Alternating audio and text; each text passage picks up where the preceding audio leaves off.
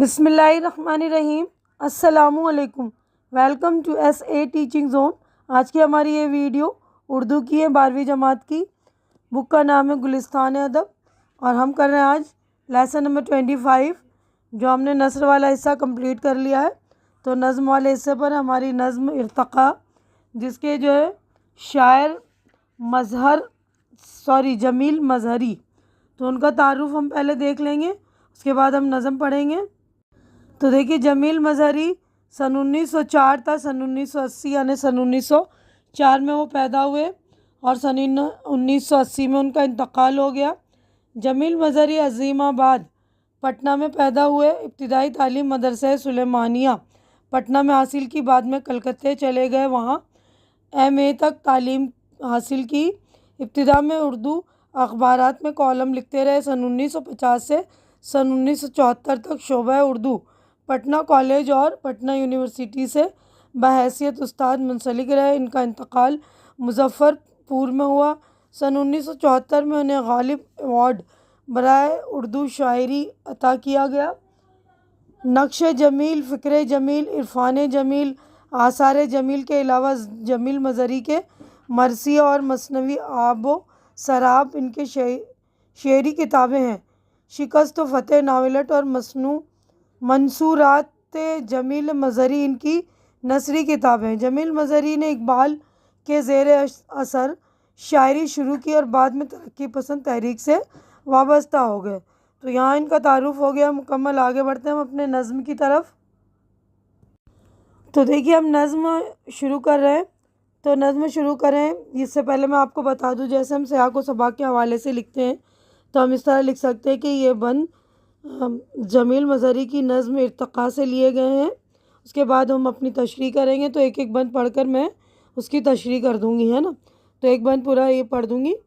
تو پہلے بند کی طرف ہم چلتے ہیں۔ دیکھیے، ہر حال میں مشیت مجھ کو بنا رہی ہے، میں اس کی قدرتوں کا شاہکار بن رہا ہوں، خود اپنی جنتوں کی تخلیق کر رہا ہوں، خود اپنی زندگی کا معمار بن رہا ہوں۔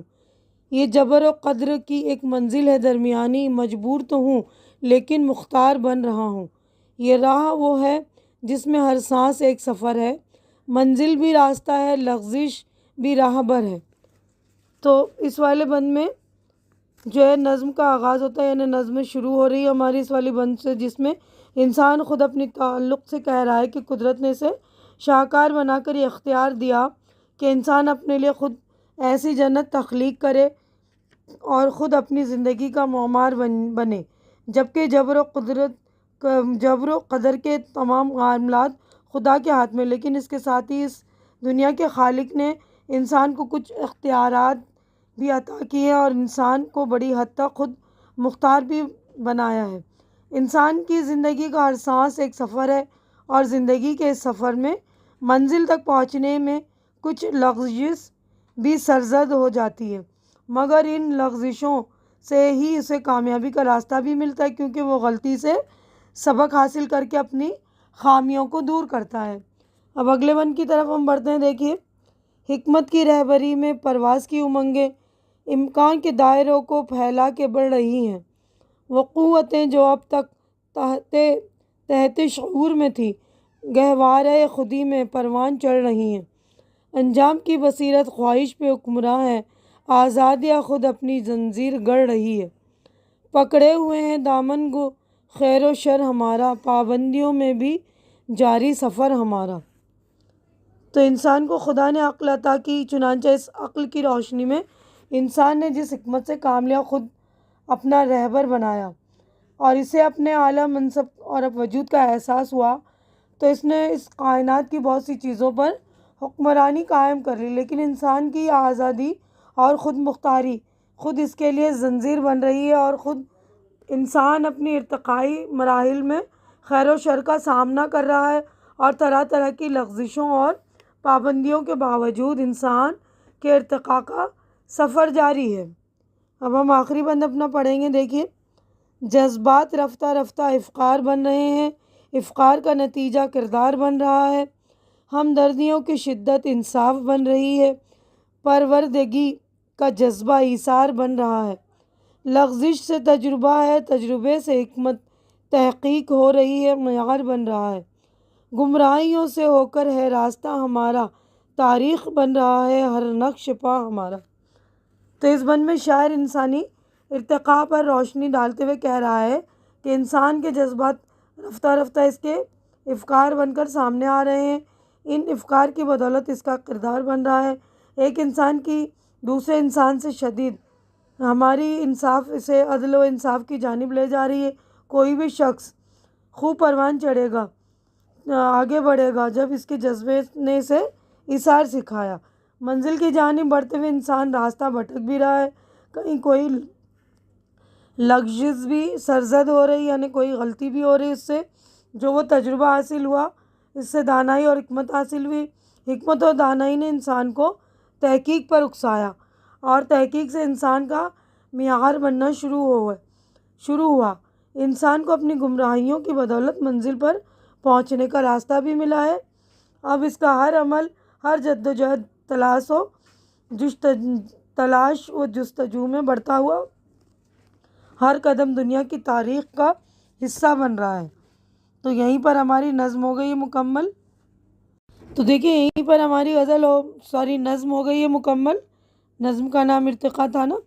تو اب یہ لکھنے والے جو شاعر ہے جمیل مظہری، تو اس نظم کا جو مرکزی خیال ہے وہ یہ ہے کہ اس نظم میں جمیل مظہری نے فلسفیانہ انداز میں کہا ہے کہ انسان کو اپنی گمراہیوں اور لغزشوں سے پریشان ہو کر مایوس نہیں ہونا چاہیے، بلکہ تلاش و جستجو سے ارتقائی مراحل طے کرتے رہنا چاہیے، کیونکہ ستاروں سے آگے جہاں اور بھی ہے۔ تو یہ والا صفحہ ہمارا مکمل ہو گیا۔ آگے بڑھتے ہیں ہم، دیکھیے اگلے صفحے کی طرف۔ تو اس والے صفحے پر جو ہماری مشق ہو گئی ہے شروع، تو مشق میں پہلی جو ہے لفظوں معنی، تو پہلا لفظ ہے ارتقاء۔ ارتقاء کا مطلب ہوتا ہے تدریجی ترقی، سلسلے وار ترقی، یعنی آہستہ آہستہ ہم ترقی کی طرف بڑھتے ہیں نا، اس کو کہتے ہیں ارتقاء۔ مشیت یعنی اللہ کی مرضی، قدرت غیبی طاقت، شاہکار بہترین کارنامہ، شاہکار تخلیق پیدا کرنا، بنانا، وضع کرنا، فن پارہ معمار بنانے والا، جبر انسان کا مجبور ہونا، قدر انسان کا بااختیار ہونا، مختاری حکمت عقل و دانائی، رہبری رہنمائی راہ دکھانا، تحت شعور میں شعور کی سطح سے نیچے گہوارہ پالنا، جھولا خودی اپنے وجود کا احساس، بصیرت شعور سوجھ بوجھ، خیر و شر اچھائی اور برائی، اس کے بعد افکار فکر کی جمع، خیالات تصورات، پروردگی پرورش کرنا، ایثار قربانی۔ تو یہ والا پیج ہمارا ہو گیا مکمل۔ آگے بڑھتے ہیں ہم، دیکھیے آگے بھی لفظ ہیں، یہ لفظ ہے گمراہی، غلطی راستے سے بھٹک جانا، نقش پاؤں کے نشان۔ اب اسی نظم سے متعلق غور کرنے کی بات دیکھیے، اس نظم کا مزاج فلسفیانہ ہے۔ دنیا میں انسان کے اختیار میں کون کون سی چیزیں ہیں اور وہ کس طرح اپنی کامیابی کی نئی منزلیں تلاش کرتا ہے، اسی بات کو شاعر نے نظم میں بیان کیا ہے۔ انسان اپنے ارتقاء کے سفر میں اچھے برے ہر طرح کے تجربوں سے گزرتا ہے، کبھی ناکام ہوتا ہے، کبھی کامیاب ہوتا ہے، لیکن اسے نہ تو ہمت ہارنا چاہیے، نہ اپنے سفر سے منہ موڑنا چاہیے۔ شاعر نے نظم میں یہی پیغام دیا اور بتایا ہے کہ کامرانی کی منزل ہمارا انتظار کر رہی ہے۔ نظم میں بعض اصطلاحیں بھی استعمال ہوئی، جیسے مشیت، جبر و قدرت، حکمت، امکان، تحت شعور، گہوارہ خودی، خیر و شر۔ آپ اپنے استاد کی مدد سے ان اصطلاحوں کا مفہوم سمجھیے، انہیں ساری چیزیں جو اس کے مفہوم سمجھیے۔ اوپر بھی آپ نے دیکھ لیا ہوگا الفاظ معنی میں۔ اس کے آگے ہم بڑھتے ہیں، دیکھیے سوالات ہیں ہمارے، تو یہاں پر دیکھیے چاروں سوالات ہیں، تو چاروں کے ہم جوابات دیکھیں گے۔ پہلا سوال ہے، شاعر نے انسان کی ترقی کے سلسلے میں کن رکاوٹوں کا ذکر کیا ہے، بتائیے۔ تو جوابات دیکھ لیجئے۔ شاعر کا کہنا ہے کہ ترقی کے مراحل طے کرتے ہوئے انسان کو اچھی برے ہر طرح کے تجربوں سے گزرنا پڑتا ہے۔ جبر و قدر انسان کی لغزشیں اور گمراہیاں اس کے لیے رکاوٹیں ہیں۔ سوال نمبر 2 ہے، لغزش سے تجربہ ہے اور تجربے سے حکمت۔ شاعر اس مصرعے میں کیا کہنا چاہتا ہے؟ انسان اپنی لغزشوں اور غلطیوں سے ہی بہت کچھ سیکھتا ہے اور سیکھنے ہی سے اسے جو تجربہ ہوتا ہے اس کے علم اور دانائی حکمت میں اضافہ ہوتا ہے، جس کی روشنی میں وہ آگے بڑھتا ہے۔ سوال نمبر 3 ہے، انسان نے اس کائنات کو اپنی کوششوں سے کس طرح خوش رنگ اور کارآمد بنایا ہے؟ تو جواب دے کہ قدرت نے انسان کو اشرف المخلوقات بنا کر اسے بہت سی صلاحیتیں عطا کی ہیں۔ انہی صلاحیتوں کے سارے انسان آگے بڑھا اور اس کائنات میں خوش رنگ بھرنے اور کارآمد بنانے کی صحیح کی۔ اس نے ایجادات کے ذریعے انسان کو فلاح و بہبود کے کام کیے، امراض کے لیے دوائیں، کمزور لوگوں کو عدالتی انصاف کی طاقت دی اور بتدریج ارتقائی مراحل طے کرتے ہوئے اس کائنات کو انسان ہی کے لیے مزید مفید اور کارآمد بنایا۔ اب سوال نمبر 4 ہے، خود اپنی زندگی کا معمار بن رہا ہوں، اس مصرعے کا مطلب کیا ہے؟ عام طور پر کہا جاتا ہے کہ انسان اپنی تقدیر آپ بناتا ہے۔ اس سے مراد یہ کہ وہ اچھے برے کام کرتا ہے، اس سے تقدیر بنتی ہے۔ اچھے کاموں سے انسان کی زندگی بامعنی اور خوبصورت ہو جاتی ہے اور برے کاموں سے انسان خود کو برباد کر لیتا ہے۔ سمجھدار آدمی اپنی ناکامیوں سے جو تجربہ حاصل کرتا ہے، اسے جو دانائی ملتی ہے تو اس سے وہ آئندہ بہتر کام کرتا ہے۔ اسی لیے شاعر نے انسان کو اپنی زندگی کا معمار یعنی بنانے والا کہا ہے۔ معمار یعنی بنانے والا۔ تو یہاں پر ہمارے چاروں جوابات ہو گئے مکمل۔ آگے بڑھتے ہیں ہم ابھی۔ تو دیکھیے ہمارے چاروں جوابات ہو گئے مکمل۔ یہ عملی کام ہے۔ اس میں دیکھیے انسانی ارتقاء اور تہذیب کی ترقی کے موضوع پر ایک مضمون لکھیے، تو یہ مضمون بھی دیکھ لیجیے آپ۔ تو دیکھیے یہ مضمون ہمارا انسانی ارتقاء اور تہذیب کی ترقی پر ہے۔ آج ہم جس عہد میں سانس لے رہے ہیں، یہ سائنسی ترقی اور ٹیکنالوجی کا دور ہے۔ علم، سائنس اور ٹیکنالوجی کی بدولت انسان نے حیرت انگیز ترقی کی ہے۔ نئی ایجادات اور دریافتوں کی بدولت انسانی زندگی میں انقلاب برپا ہوا ہے۔ انسانی تہذیب اور تمدن کی تاریخ پر ایک نظر ڈالیں تو حیرت ہوتی ہے کہ انسان جو پہلے وحشی جانوروں کی طرح زندگی بسر کرتا تھا، جنگلی جانوروں کی طرح کھاتا پیتا برہنہ رہتا تھا، آج ارتقائی مراحل طے کر کے وہ کس مقام پر پہنچا ہے۔ پتھر کے دور سے نکل کر جب انسان اس دور میں پہنچا جب پہیہ ایجاد ہوا، تو اس گول پہیے نے گول دنیا کی قسمت بدل دی۔ یہیں سے سائنس اور ٹیکنالوجی کی ابتدا ہوئی اور آدمی نے رفتہ رفتہ آگ، پانی، ہوا اور خاک پر قابو پانا سیکھا۔ خاک زمین میں طرح طرح کی فصلیں اگائیں، زراعت کی۔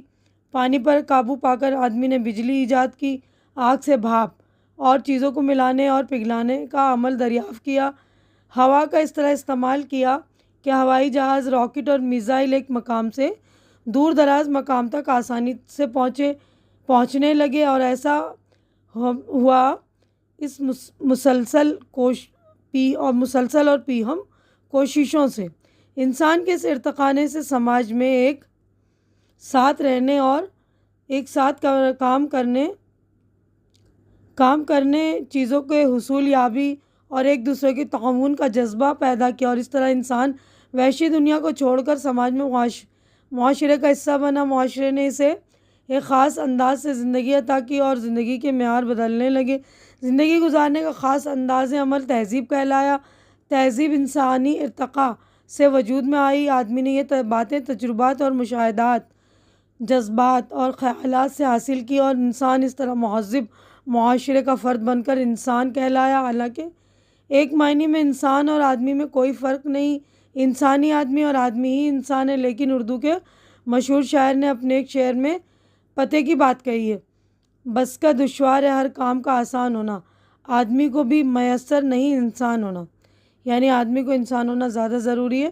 اب آگے دیکھیے، اسی طرح اس سے واضح ہو جاتا ہے کہ مرد و عورت کے روپ میں چلتا پھرتا ہر شخص انسان نہیں، کیونکہ انسان آدمی کا افضل ترین روپ ہے۔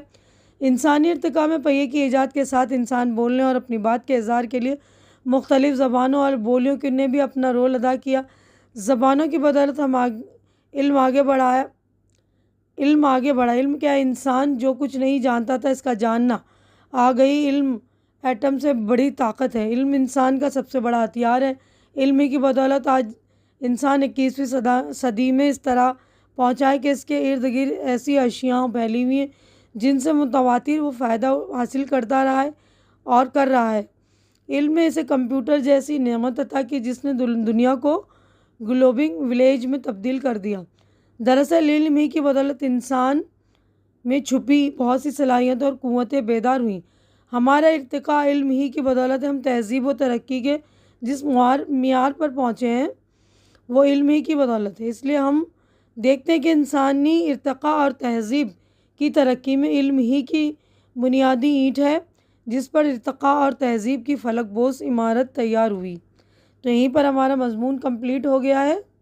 तो देखिए सारे जवाबात हमने कंप्लीट कर लिए चारों। उसके बाद अमली काम मज़मून भी मुकम्मल कर लिया। यहीं पे मैं अपनी वीडियो भी मुकम्मल कर रही हूँ क्योंकि सारा काम हमने मुकम्मल कर लिया। उम्मीद है कि जो कुछ मैंने आप लोगों को एक्सप्लेन किया अच्छी तरह से आपके समझ में आ गया होगा और मेरी वीडियो भी आप लोगों को अच्छी लग रही होगी। अच्छी लग रही तो इसे लाइक कीजिए, ज़्यादा से ज़्यादा शेयर कीजिए ताकि जो भी ज़रूरतमंद आपके फ्रेंड्स वगैरह उनकी ज़रूरत पूरी हो सके, उनको हेल्प मिल सके। और मेरे चैनल को सब्सक्राइब करके आप लोग मेरी हेल्प भी कीजिए और मुझे सपोर्ट कीजिए। मेरे चैनल को इस वक्त आप लोगों की सपोर्ट की बहुत ज़्यादा ज़रूरत है, तो प्लीज़ आप लोग मेरे चैनल को सपोर्ट करिए, मेरी हेल्प करिए, मेरी हिम्मत बढ़ाइए। हमारी अगली मुलाकात इंशाअल्लाह नेक्स्ट वीडियो में होगी। तब तक के लिए आप लोग अपना ख्याल रखिए, मुझे दुआओं में याद रखिए। अल्लाह हाफिज़।